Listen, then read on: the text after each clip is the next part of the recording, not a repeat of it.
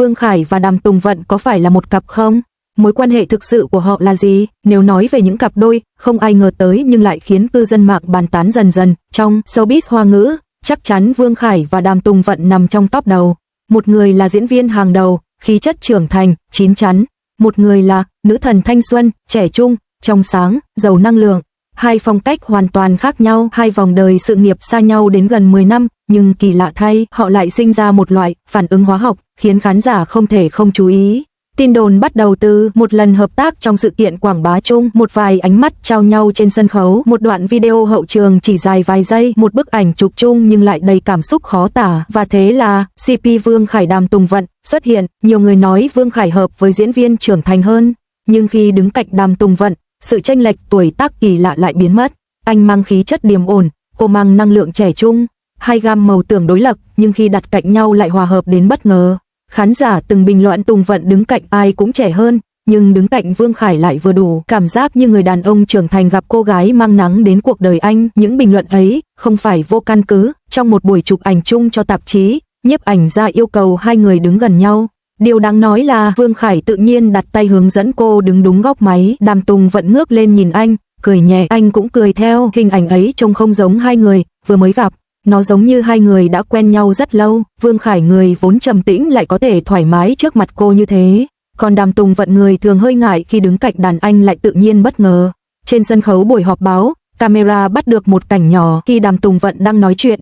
Vương Khải đứng bên cạnh nhìn cô, ánh mắt mềm đến mức khán giả phải bàn tán. Anh ấy đang nhìn cô ấy bằng ánh mắt của đàn ông dành cho người mình thích. Sao tôi thấy giống là có thật vậy? Điều làm khán giả bất ngờ nhất là Vương Khải vốn nổi tiếng là người ít thể hiện cảm xúc trước công chúng, nhưng khi nhìn Đàm Tùng Vận, ánh mắt ấy lại khác.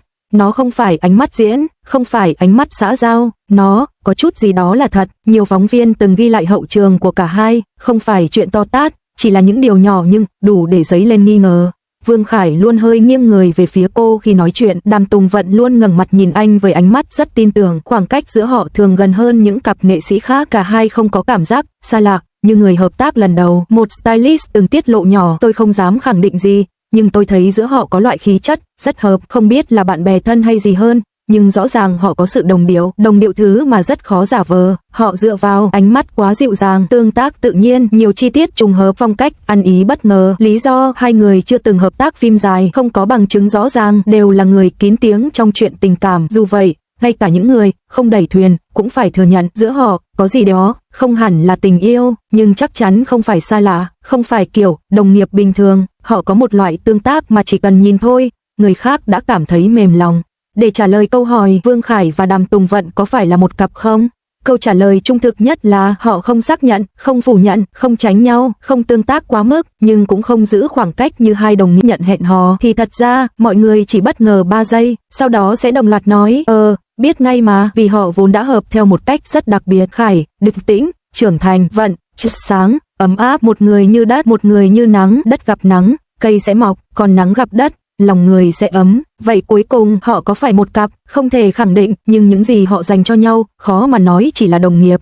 Mối quan hệ thực sự là gì? Có thể là sự tôn trọng, sự thu hút, sự đồng điệu, một chút rung động và một chút duyên chưa thành. Vương Khải luôn là người kín đáo, không phải kiểu lạnh lùng, mà là người biết giữ cảm xúc cho riêng mình.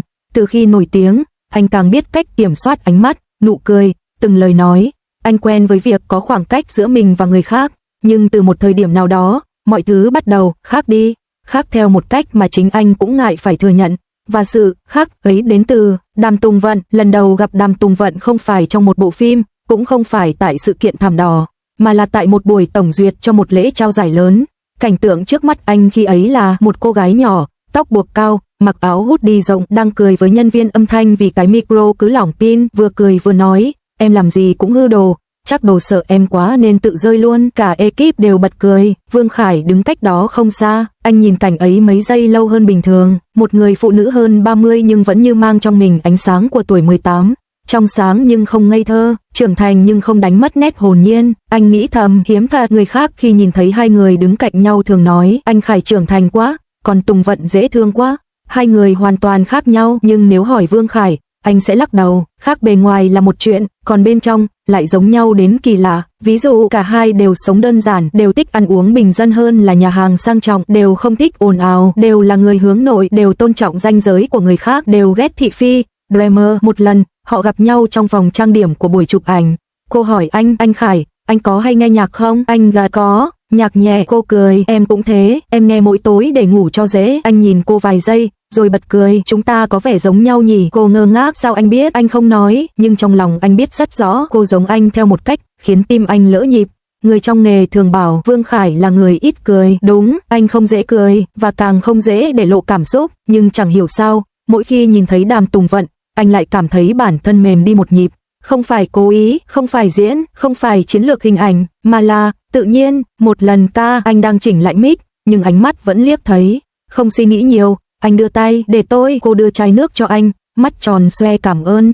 Nắp bật ra khỏi chai rất nhanh, anh đưa lại cho cô, và khoảnh khắc cô nói, cảm ơn anh Khải, với giọng nhẹ như hơi thở. Anh cảm thấy trong lòng có thứ gì đó tan ra. Người khác thích vẻ đẹp dịu dàng hay quyến rũ, còn Vương Khải lại thích nụ cười chân thật. Nụ cười của Đàm Tùng Vận không kiểu điệu, không kiểu để lên hình cho đẹp, mà là kiểu cười khiến mắt cong thành vầng trăng nhỏ, khiến người khác nhìn vào cũng vui theo. Thế nên, khi mạng xã hội từng để lại bình luận ác ý về ngoại hình cô, anh đã không vui. Trong một buổi họp báo, khi nghe phóng viên hỏi anh nghĩ sao về việc có người chê Đàm Tùng Vận không đủ đẹp để đứng cạnh anh, lúc đó, gương mặt anh thoáng lạnh đi, nhưng anh kiềm chế rất tốt. Anh chỉ đáp Đàm Tùng Vận là người có sức hút riêng mà không ai thay thế được. Một câu nói đơn giản, nhưng là lần hiếm hoi anh bảo vệ một nữ đồng nghiệp vô điều kiện. Người ta bảo thích ai không phải ở những khoảnh khắc rực rỡ, mà ở những phút giây im lặng đầy bình yên. Vương Khải nhận ra điều ấy trong một lần ngồi cạnh cô tại phòng đợi. Cả hai cùng xem lại lịch trình, không ai nói gì, chỉ đơn giản ngồi cạnh nhau. Khoảng 5 phút sau, cô khẽ thở dài, lịch quay tháng này hơi nhiều nhỉ anh? Anh quay sang nhìn cô, nhưng cố lên, em lúc nào cũng làm tốt mà. Cô ngẩng lên nhìn anh, nở nụ cười nhỏ, em sẽ cố vì anh nói vậy. Câu nói ấy nhẹ như một cái chạm tay, nhẹ, nhưng đủ để làm trái tim anh lệch nhịp. Không phải ngày đầu gặp, cũng không phải ngày chụp ảnh chung đầu tiên, mà là ngày cô vô tình kể một chuyện nhỏ. Em hay nghe mẹ kể, hồi nhỏ em chạy ngã nhưng vẫn cười.